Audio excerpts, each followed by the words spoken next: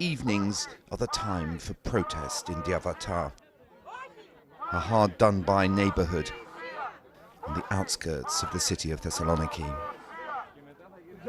Πρέπει να τελειώνει αυτό το θέμα, δεν είναι πολύ σοβαρό. Όχι άλλη υποβάθμιση στον τόπο μας, απλά. Βασικά είναι μια περιοχή πάρα πολύ επιβεβαρημένη. Υπάρχουν πάρα πολλά προβλήματα στην περιοχή μας.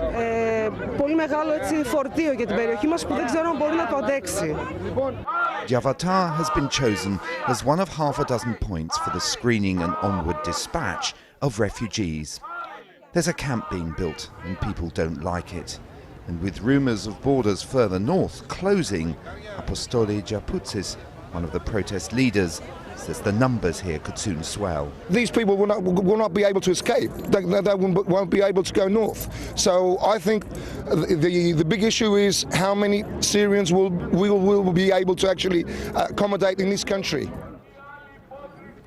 The police were there in strength to block them, and there's little more people can do than sing and voice their anger a few yards away from the camp. This is what's going on inside. The army has been deployed for the first time since the refugee crisis got piled onto Greece's other woes. Why? Because Europe is now threatening to freeze Greece out of the Schengen border agreement, unless it makes a better job of screening refugees. We understand very well that there is a delay in the development of European policy about this problem, the problem of the war in Syria, and of course the problem of the crisis of refugees. So we have to work with Europe, we have to work together with other countries to solve this problem that is a common problem. Greece now is the border of the whole Europe. That means we are waiting and we are hosting the refugees for the whole Europe. So there is an obligation for Europe also to help Greece for all this problem and for all this crisis. This place is intended to shelter 1,500 refugees normally, or 4,000 at a push.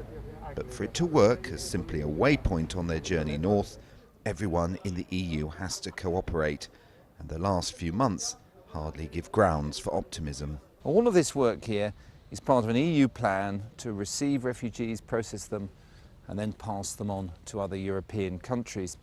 But what people here will confess privately is that they're losing faith that other Europeans will keep their part of this bargain, and that very soon Greece could find itself being cut off from Schengen, from the rest of Europe, left to deal with this problem on their own. An hour to the north of Thessaloniki is the Macedonian border.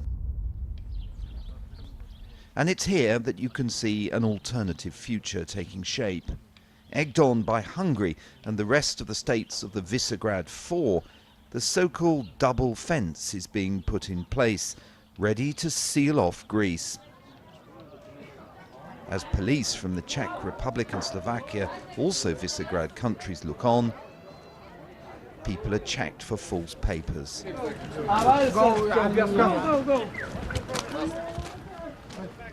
This man has turned back.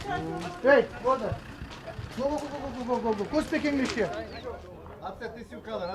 For those watching, waiting to be checked, it's one more stage in the ordeal of getting north. Yahya has already spent $1,500 travelling this far with his wife and son. So difficult. Sure, it's. I don't try it again in any time. If we Turkish catch us, I don't try it again.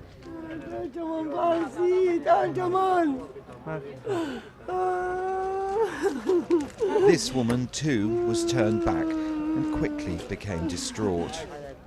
This is the human reality of tightened controls on those who come through Greece with fake papers or as economic migrants. There are other problems on this border too, those stemming from Greece's long struggle with EU-mandated austerity. Farmers have taken to blocking the highway to Macedonia. They weren't keen to be filmed, lumping us in, with what they see as a hostile northern Europe. Προσπαθούμε αυτά τα πολύ βαριά που μας έχουν βάλει φορολογίες και το κόστος μεγάλο της... Σιγά να δούμε να μην έρθουν τώρα. Όχι. Γιατί δίνετε? Φεύγω. Σε παρακαλώ. Σε παρακαλώ. Their organiser even stopped one farmer explaining their protest. It's Greece's current crisis and its poverty that lead many other EU countries to suppose that it cannot exercise proper control of those passing through. Macedonia, meanwhile, is coming under pressure from its northern neighbours. There's been so much protest here that it's actually been formalised. Between 10 and 12, the Macedonian taxi drivers who are upset that they're being cut out of the refugee shifting business do their thing. And then from 2 to 4, the Greek farmers blockade the other side. They've got their own economic grievances with their government. And it is upon these two governments, Greece and Macedonia, that the EU rests its hopes for solving the migrant crisis. Caught for years in the vice of economic crisis, Greeks now find themselves under threat of being frozen out of Schengen. Little wonder that people here don't know what else can be thrown at them unless something happens to reduce the numbers using this country as a thoroughfare.